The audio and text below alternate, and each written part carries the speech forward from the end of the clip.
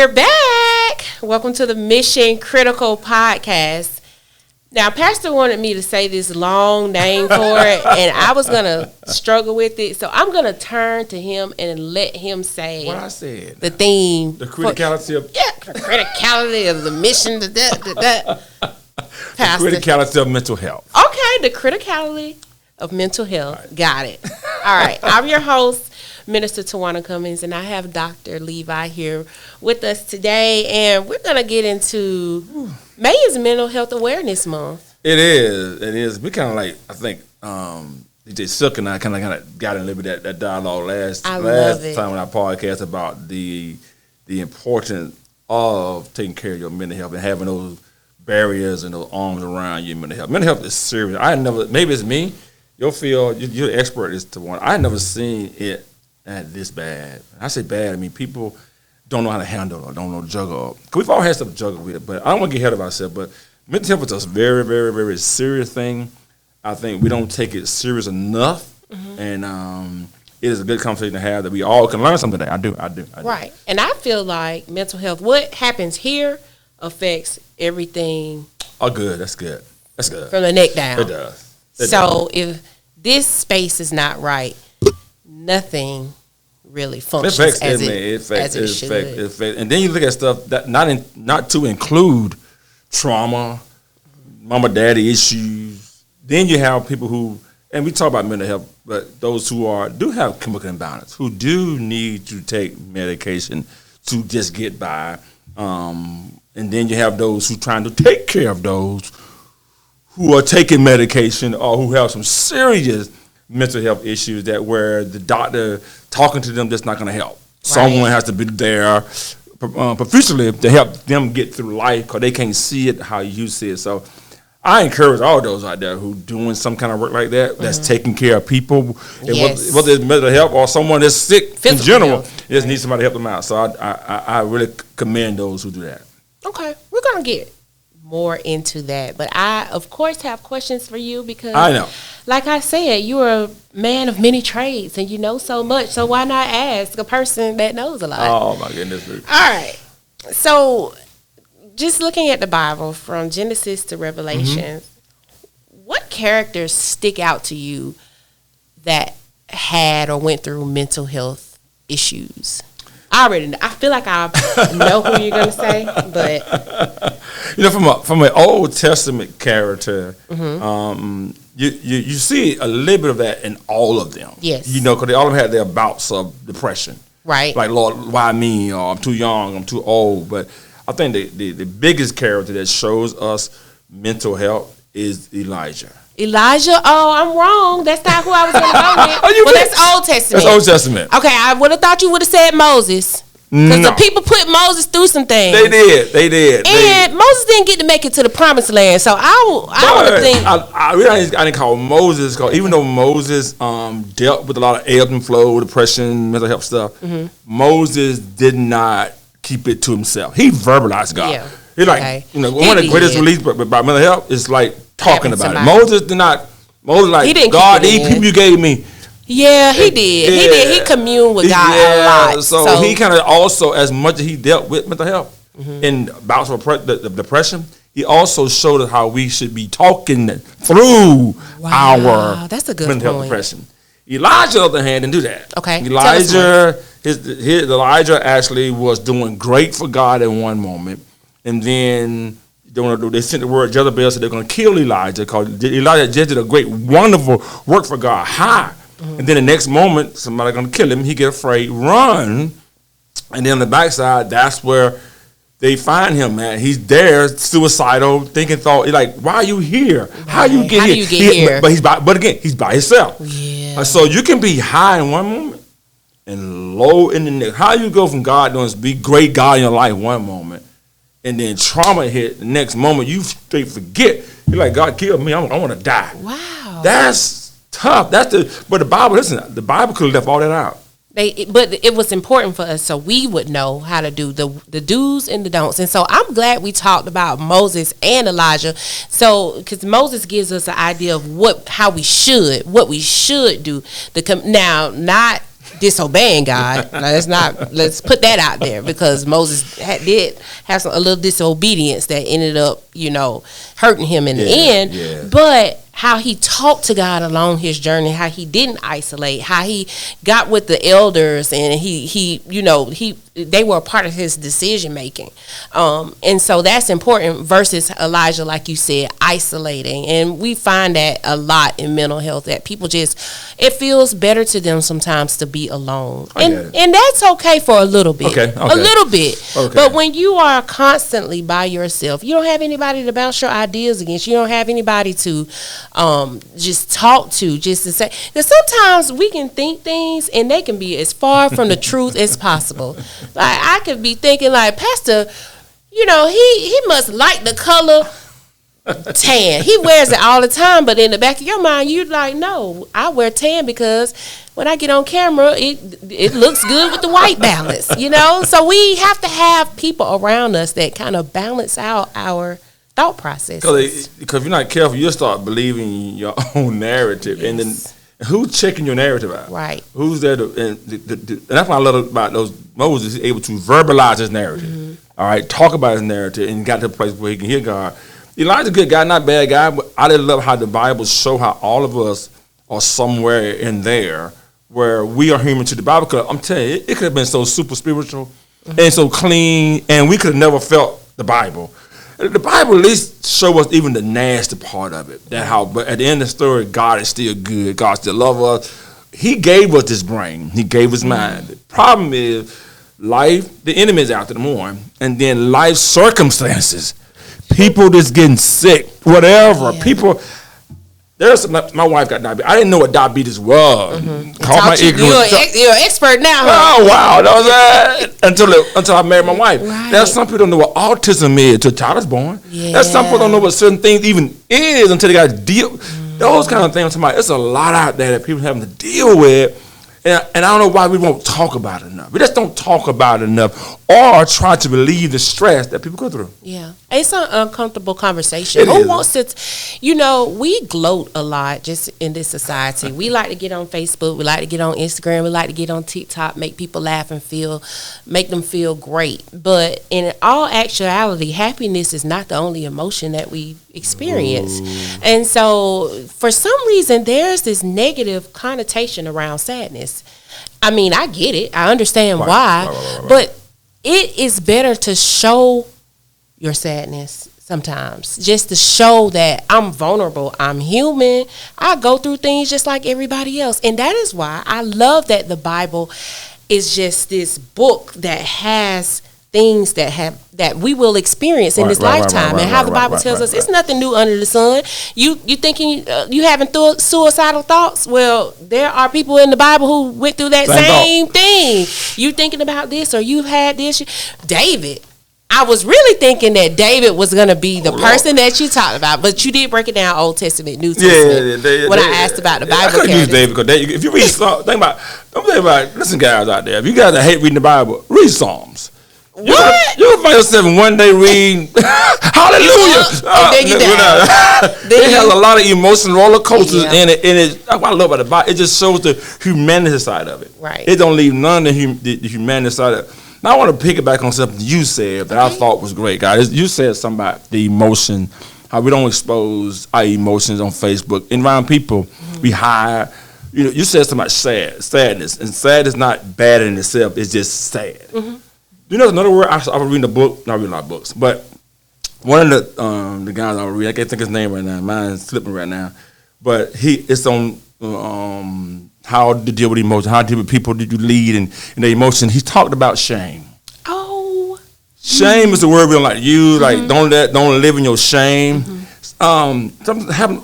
The book says this, and I'm not saying the guy, he's a therapist, psychiatrist, so I'm listening to him talk. I'm not saying he's the Bible, but he's a Christian. And he said this right. He said, you know what? If someone does something and they are shameful, let's say someone cheating their wife, and they are shameful. Mm-hmm. And he said something like, but don't allow shame to stop you. you need to live in that shame for a brief moment. You about need to. You about need to. I'm not saying because drown. you end up finding yourself in a cycle if you don't. You may creep back around and do that thing if you don't feel enough. That's what he said. He said you need to feel a little shame, a little tension, because if not, we walk out we embolden our behavior, our habit, because we just walk over that emotions too. Now, I'm not saying live there. Like I said, we're not saying live there, and I'm not trying to feel it. Listen, you gotta feel a little bit of it, because if not, we'll start excusing behavior in that too. But when you start some of all these emotions that come with mental health, shame is one too. And people will go inside, and the enemy get inside of shame, make you feel you can't come out no more. Right, and that's what we don't want. I'm talking about where you feel a little embarrassed. Yeah, a little embarrassed. Maybe it's for some people they need to feel a lot embarrassed, just to sit with what you've done, just so you can be in a place where you repent. God, how can I get better? That's what I'm talking about. How can I get better? How can I be better? How can I leave this thing and not find myself in this position again? I agree. Whew. So you talked about, let me go back because I said David for the New Testament. So who were you thinking about with mental health issues in the New Testament? That's a hard one. Now you talking about New Testament don't give us a lot of sadness. It don't give a lot of like the guys in the Old Testament. You're not reading a lot of people like reading the Old Testament, New Testament, or preaching like the Old Testament better because it has a narrative. Okay. It gives you a story. The New Testament will give you the story. It gives you ebbs and flows up and down. So it's hard to kind of take a story to pick someone and say, hey, this guy. I would say dispositionally. Okay. Dispositionally, I would say I think we talked before we came on about how John was dispositionally put on the island of Patmos to die. But we know he did not die there. He didn't live, but he got there for punishment by himself. But yet God revealed himself to John while he was there. But nobody ever talk about the disposition of John being there. Another person I would talk about in the Bible, in the New Testament, who has psychological, mental stuff going on, who just covered it up, and Jesus exposed it. The woman at the well. Oh. The woman at the well came who had five husbands, and she came to the well at the daylight time because she was embarrassed and shamed because she had 5 husbands, But every time Jesus asked her a question, he said Jesus attacked, even like Jesus attacked her emotional side before he even got to her spiritual.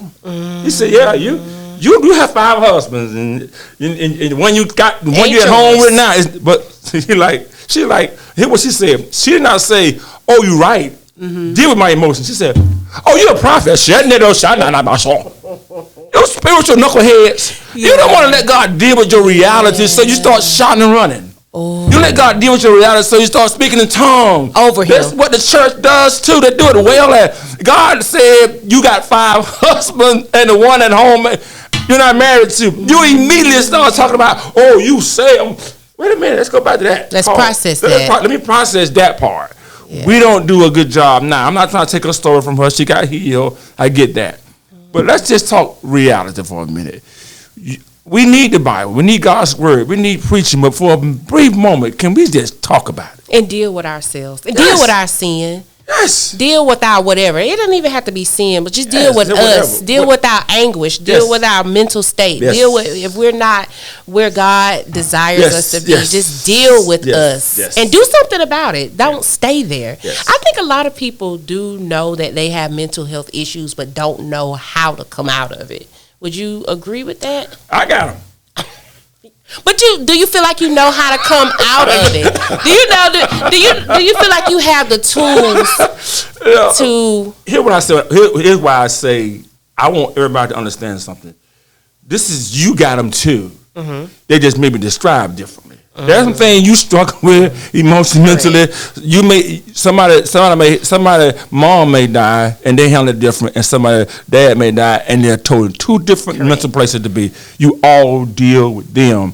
During the pandemic, I dealt with that part of the mental part of this, not knowing how I needed people around me. Yeah. And when they left and couldn't come on Sunday morning, I got exposed. Okay. My mental side of me got exposed, and the therapy helped me understand that was just a bout of depression. It wasn't no chemical imbalance. It was just I didn't do well with not having a community. I'm always been around people, so not having a community almost shocked my brain. You the same way.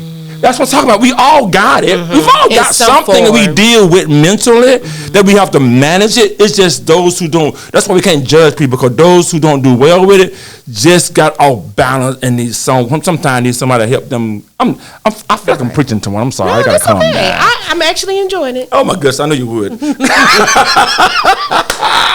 I want all of us to be healthy with this. Right. You can't talk about mental health and you unhealthy talking about it. Most of us do that. We'll preach about it. We put on expose. We'll put on fashion shows. We'll put on TV, TikTok. We'll do all of this stuff. We're talking about how mental health is needed, and none of us never talk about mental health with each other. Never talk about our trauma. Don't want to have a conversation. No, but we can. You know what? I think because it comes to a point where people, I want to say, for lack of a better term, start to feel inferior. Like if I tell you about my mental health stuff, maybe you're going to look at me differently. You're going to see the holes in my underwear. So, and I got a certain persona that I like to keep up. So just to keep that up, I just don't want to say anything about it. And I'm not saying tell everything, but I think DJ still on that podcast. He messed up about having a community around you, having people you can trust, a safe space.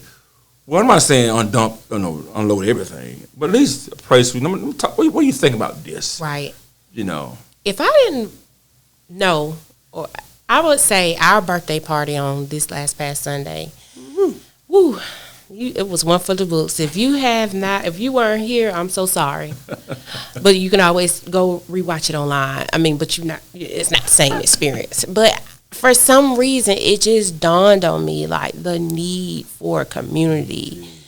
It was when I walked into service, before service even started, when I walked into the church, I see this setup. I see kids screaming and in a good way, though, welcoming guests in. They had banners and streamers. They're blowing whistle. They're making people feel welcome and loved. And I'm like, this is what people need everywhere they go. Community. This is the feeling that people need. Like, it was just an overwhelming feeling of not just happiness. It was joy.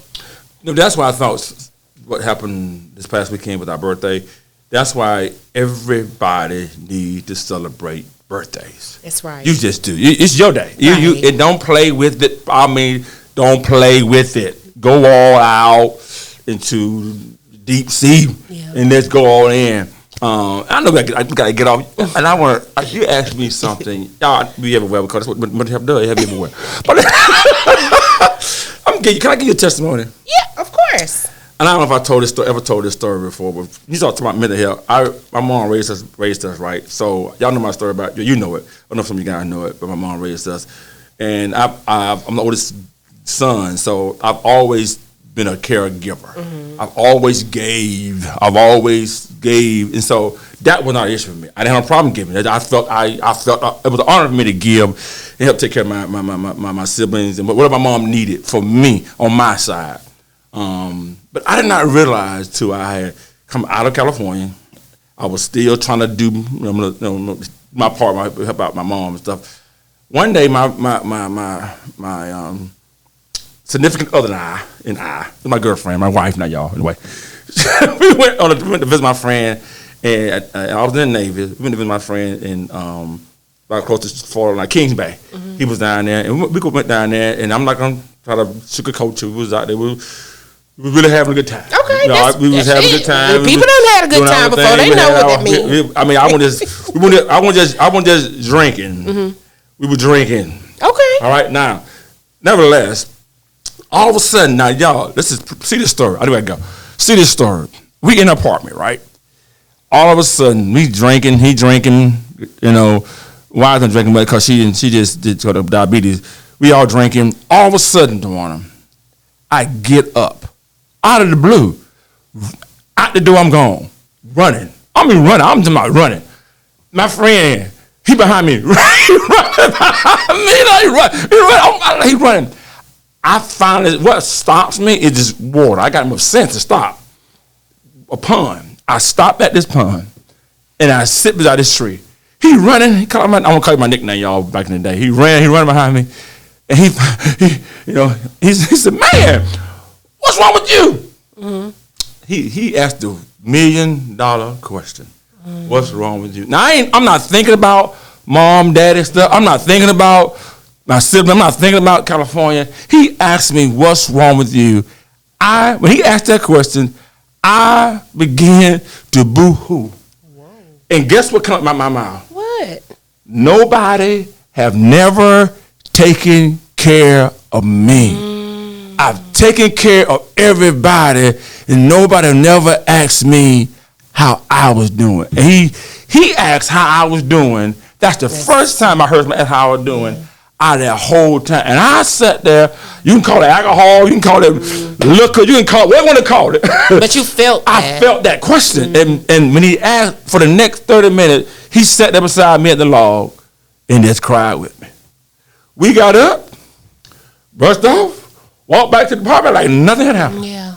I told my I got back, thought coming home, I'm like, I feel pretty good. Yeah. Because I got that out. You didn't know you've been carrying that weight. I had no idea until somebody asked the question. We don't do enough of asking each other genuinely. Right. Especially those who care for people. Mm-hmm. I never got to stop. I never got to go. That's a heavy note to end, I know. That was, but it made so much sense, that we can get in a position of having so much responsibility sometimes that we don't check in with ourselves, or we get used to being such a provider that's just the role that we take, and you don't care about people checking in with you because you don't have time. That's good. But someone that's needful. Yeah. You got to check in with yourself and let someone check on you. The Mission Critical Podcast. That's critical. Criticality, baby. Ooh, the criticality of it all. Family, we hope that you enjoyed this session so much. We have. I have. I believe. I hope if you haven't already, please subscribe to our YouTube channel so you can get notifications about our podcast, about church service, about everything that we're doing here at the center. We love you guys so much, and I hope to see you on the next episode of Mission Critical.